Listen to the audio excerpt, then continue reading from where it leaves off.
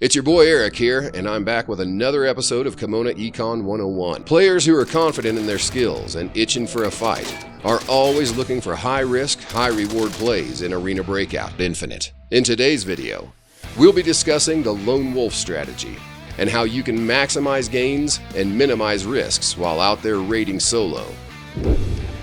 Preparation.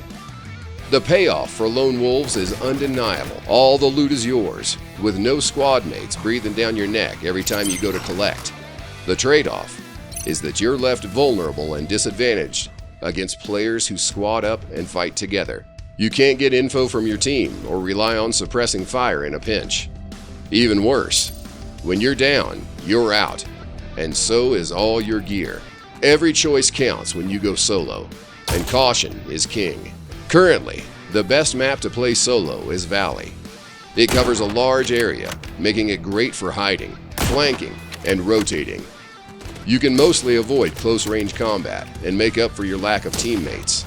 As far as gear goes, since it's difficult for a one-man team to gather information, solo players should equip a high-tier headset and avoid wearing a helmet, which blocks sound. Because the Lone Wolf strategy is a risky one, you can equip a cheap weapon with a suppressor to give yourself better odds at avoiding detection. You'll get the most bang for your buck in Lockdown Zone, so pick gear that meets the bare minimum and nothing more. Here are 3 great weapons for Lone Wolves. Number 1, the SKS. A suppressor and PSO4 are budget-friendly attachments. You'll only need about 50k or so to mod an SKS with great stats that gives you the upper hand in mid-range combat.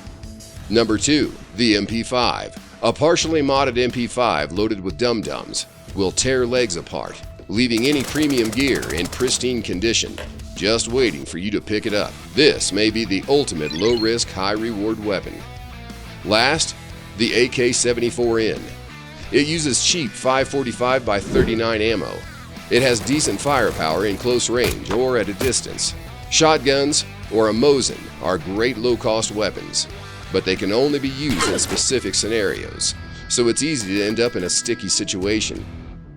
On the supplies side, in addition to taking the usual meds, Lone Wolves will also need drinks or stims to boost your stamina, like a red stim or energy drink.